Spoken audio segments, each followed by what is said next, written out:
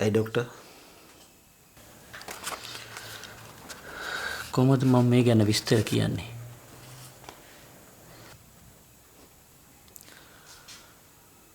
මට තව කොච්චර කාල තියෙනවද? බොහොම ටික දවසයි. අවුරුදු වලින්ද මාස වලින්ද?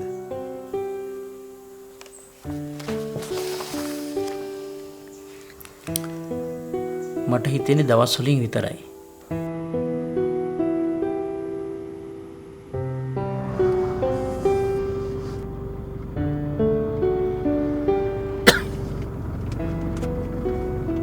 හෙලෝ රවි. මගේ වැඩේ මොකද රවි? හරි රවි.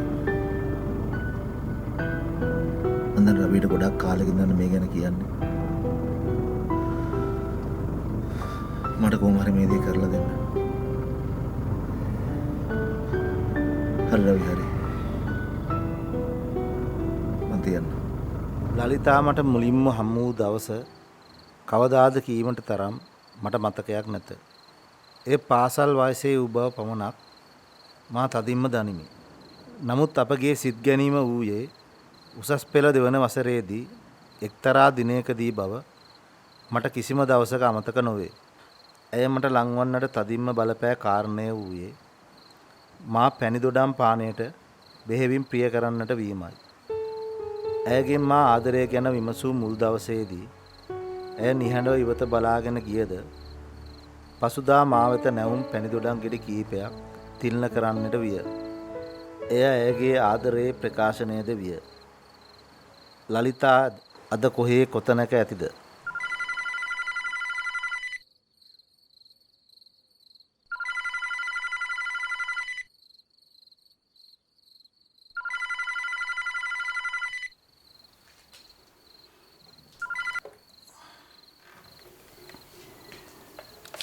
හෙලෝ.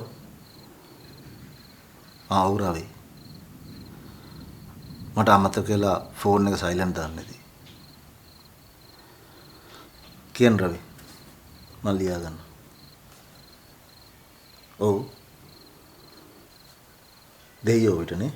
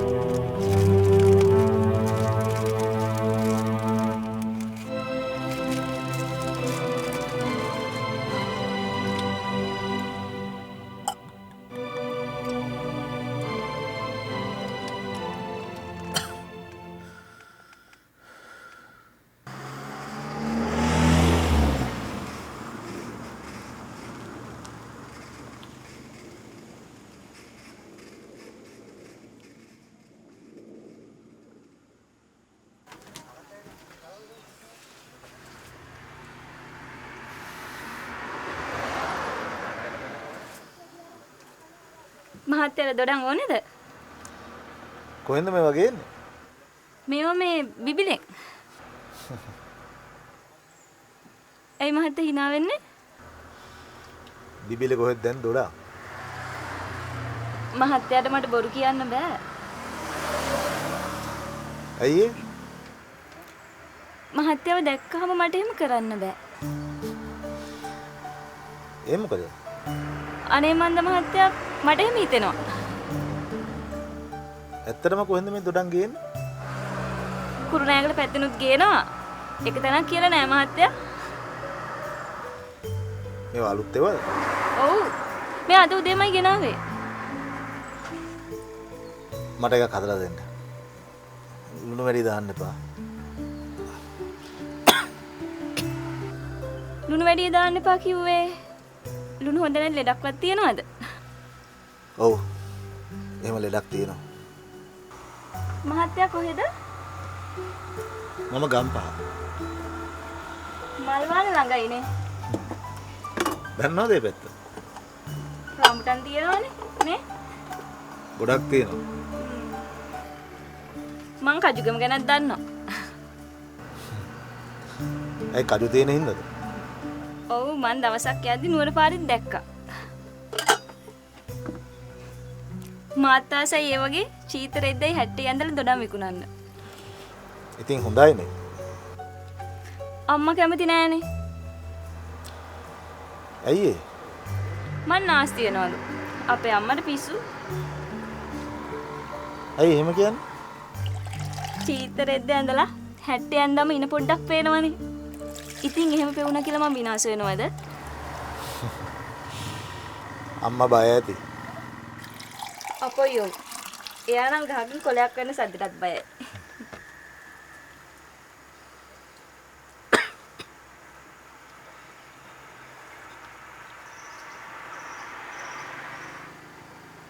හරිම රසයි. එදා වගේමයි. එදා වගේමයි කිව්වේ.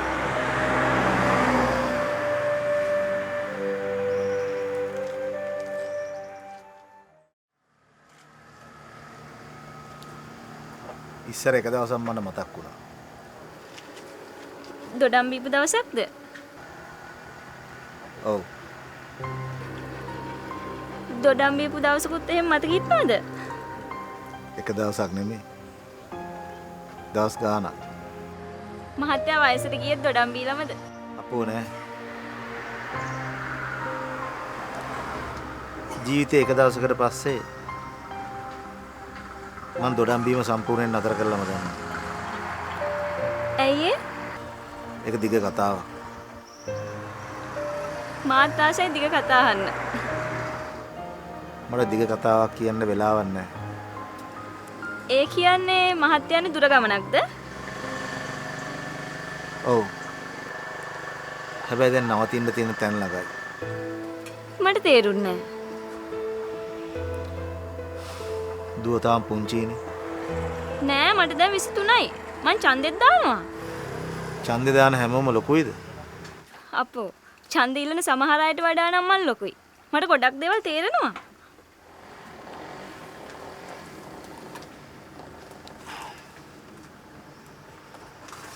මගේ ජීවිතේ මට හුඟක් දෙනෙක් මුණ ගැහිලා තියෙනවා. දුවත් මට ඒ අතරින් විශේෂ කෙනෙක්. මහත්තයත් එහෙමයි. දොඩම් බොන්න නතර වුණ අනිත් අයට වඩා මහත්තයා හරි වෙනස්. ඇයි එහෙම කියන්නේ දුව? හැමෝම කරන්නේ දොඩම් බොන එකනේ. මහත්තයා එහෙම නෙමෙයි. දොඩම් රස විඳිනවා. හරියට කලාකාරයෙක් වගේ. දුව කොච්චර ඉගෙන ගත්තද? ඒ ලෙවල් කරා කැම්පස් ගියේ නෑ. ඇත්තටම යන්න තිබ්බා. අම්මා බලා ගන්න ඕන නිසා ගියේ නෑ.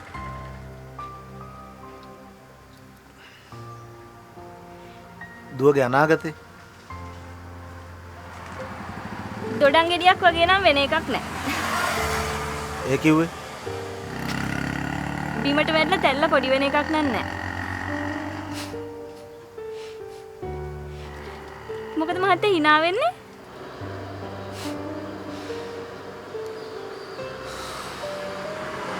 මම යන්නම් දුව. කීයද ඔය ගාන? මට සල්ලි එපා.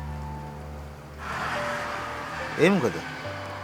මං ආසයි කතා කරන්න. දොඩම් බොන්න නතර වෙන මහතුරු මාත් එක්ක කතා කරන්නේ නෑනේ. මහත්තයා කොච්චරනම් මාත් එක්ක කතා කරාද? ඒකම මට සතුටක්.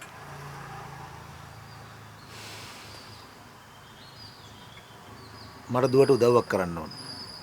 මහත්තයා දැනටමත් මට ලොකු උදව්වක් කළා. ඒ මොකද්ද? මට දුවේ කියලා. දුවගේ තාත්තා?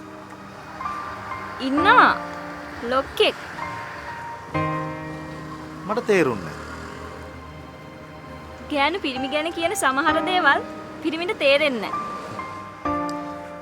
එහෙම දේවලුත් තියනවද? හපෝ මහත්තයා මොනවද දන්නේ?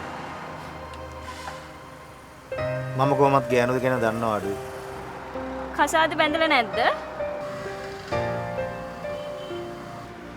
පිරිමියෙක් වුණාම ගහක් හිටවලා පොතක් ලියන ළමයෙක් හදන්න ඕනි. කවුද කියන්නේ? අපේ අම්මා නම් කියන්නේ කසාදයක් නොබැඳත් පිරිමියෙක්ට දරුවෙක්ගේ තාත්තා කෙනෙක් වෙන්න ලැබෙන එකම වටිනවා කියලා. ඒක හරි හතර බීරි කතාවක්. නෑ නන්නත්තාර යන ගෑනුත් එක්ක යනවා කියලා නෙවෙයි කියන්නේ. අනුන්ගේ දරුවෙක්ට හරි තාත්තා කෙනෙක් වෙන්න පුළුවන් නම් ඒක හොඳයි කියලා කියන්නේ. දුව වගේම ඇති දුවගේ අම්මත්. අපෝ එයාට තාම 43යි. මාව හම්බෙලා තියෙන 20 න්නේ. මං හැමතිස්සෙම කියනවා එයාට හොඳ 20ක් තියෙන්න ඇති කියලා. එහෙනම් දුව මං ගිහිල්ලා එන්න. දුවට බුදු සරණයි. මහත්තයාටත් එහෙමයි. අර දුර ගමන පරිස්සමින් යන්න. මේ පැත්තෙන් ගියොත් ආයිමත් එන්න. මං එදාට සල්ලි ගන්න නැතුව දොඩම් වීදුරුවක් හදලා දෙන්න.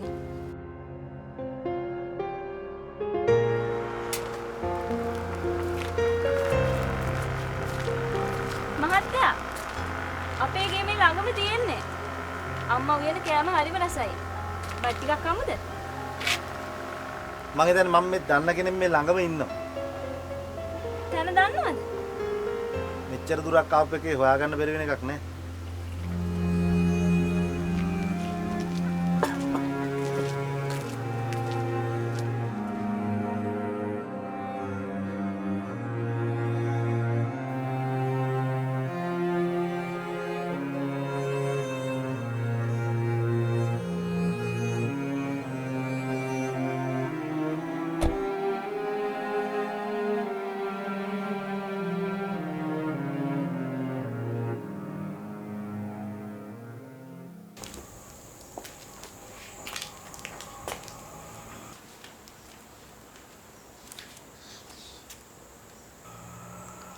ලලිතා වීරේ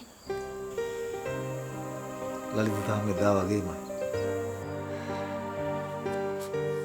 එදා මං කොයි වගේද කියලා හරියටම ඔයා කිව්වේ නෑනේ වීරේ. මොනවද මෙහෙට ආපු වදයක්ද? නෑ. හැබැයි එදා ගියේ එක වැරදි. මට ඒ සේරම කතා කරන්න ඕන. ඉඳගන්න.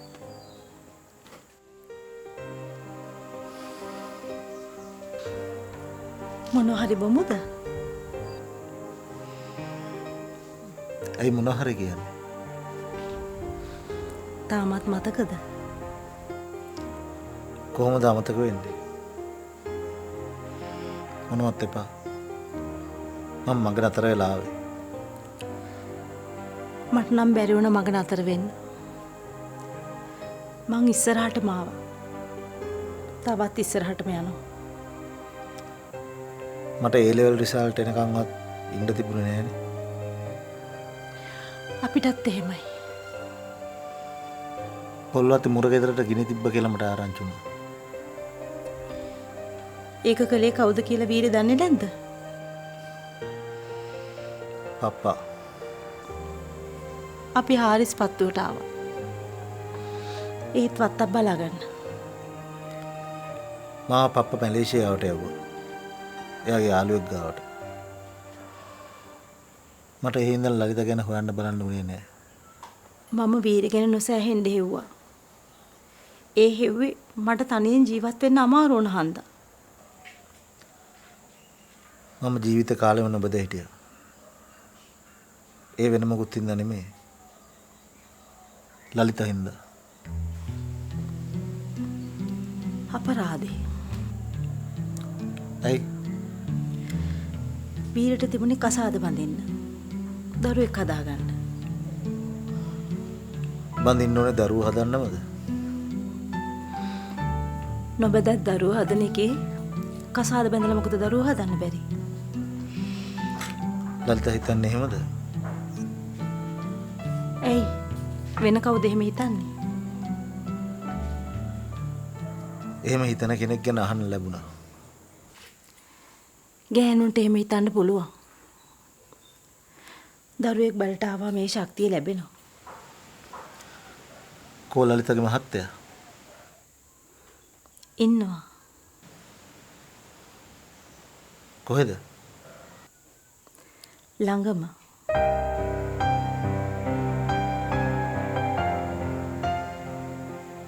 එයා මොනවද කරන්නේ? ඇයි අහන්නේ වීරේ? අකමැති නම් කියන්න එපා. ලලිතට දරුවෝ නැද්ද? ඉන්නවා. මට සතුටුයි.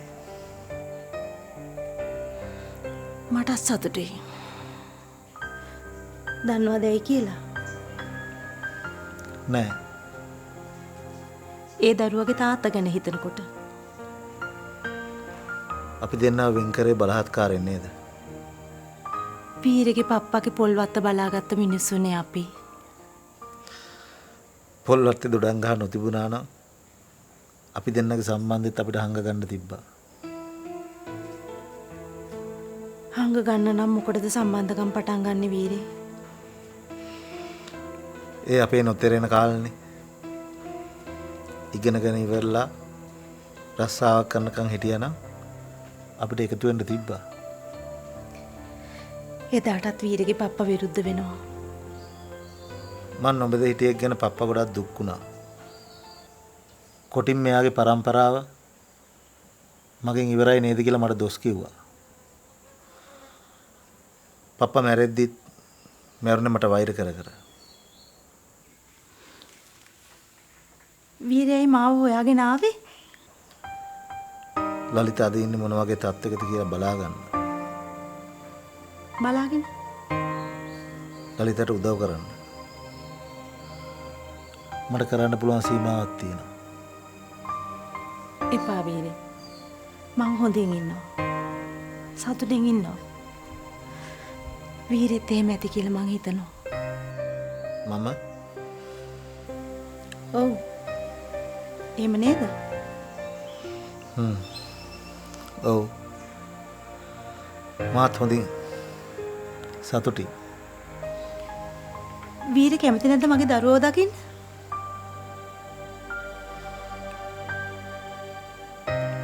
නෑ.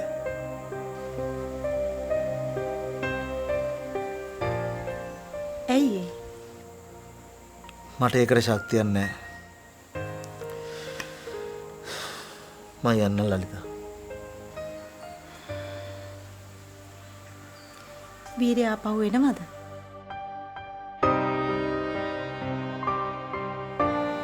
මං හිතන්න බැරි වෙයි. මං දැනන් හිටියා. මොනවද? කවදා හරි දවසක වීරය මාව හොයාගෙන එනවා කියලා. මං ලලිතව රවට්ටන්න ආශ්‍රය කරන්නේ නෙමෙයි. මං දන්නවා ලලිතට මගෙන් වුණ වරද. එහෙම දෙයක් වෙලත් ලලිත අද මෙහෙම ජීවත් වෙන එක ගැන මට සතුටුයි. ලලිතගේ මහත්තයා ගැන හිතනකොට මට මං ගැනම ලැජ්ජා හිතෙනවා.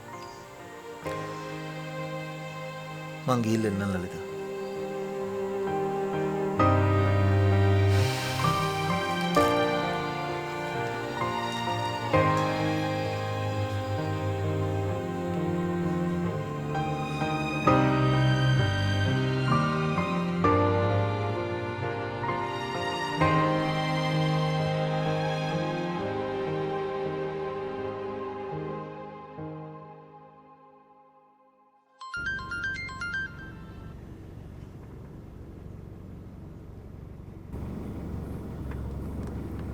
හෙලෝ රවි.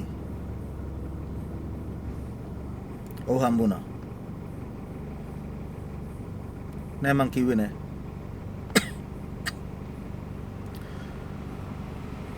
ලලිත සතුටින් ඉන්නේ. එයා බැඳලා ළමයෙකුත් ඉන්නවා. ඉතින් මම මොකටද එයාට කියන්නේ මං හෙට අනිද්දා මැරෙන්න ඉන්නේ කියලා?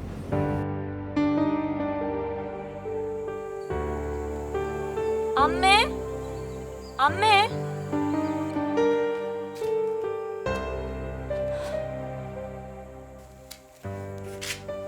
වාහනයක් ආවද? ඔව්. කවුද ආවේ? නෑදෑයෙක්. කාගේද? අපි දෙන්නගෙම. ඉතින් මට කිව්වේ නෑනේ. මම්මගේ නෑයෝ දැකලම නෑනේ. ඉස්සරහටත් නොදක හිටියම ලේසි. මාව පෝරුවට නගන්න කෙනෙකුත් නෑනේ තාම. මං දැන් බඳින වයසේ ඉන්නේ. මට බෑ අම්මට වගේ මිනිහෙක් නැතුව දරුවෙක් හදාගන්න. මගේ දරුවටවත් තාත්තෙක් ඕනේ. මට බෑ ඌ අනාථයෙක් කරන්න. උඹ අනාථයෙක් නෙමෙයි. උඹට තාත්තා කෙනෙක් ඉන්නවා. ඉන්නවනම් කෝ? එන්න එපැයි. ඔය ඇවිත් ගියේ කවුද? තාත්තා. ඒ ඇවිත් ගියේ උඹගේ තාත්තා. ඉතින් අම්මා මං ගැන කිව්වේ නැද්ද? කිව්වා. තාත්තා මාව නොබලම ගියේ. තාත්තා දන්නේ නැහැ. උඹ එයාගේ දුව කියලා. දැනගන්න ඕනෙත් නැහැ. එහෙම දැනගත්තොත් ඒ මාසෙට දුක දරා ගන්න බැරි වෙයි. පව්.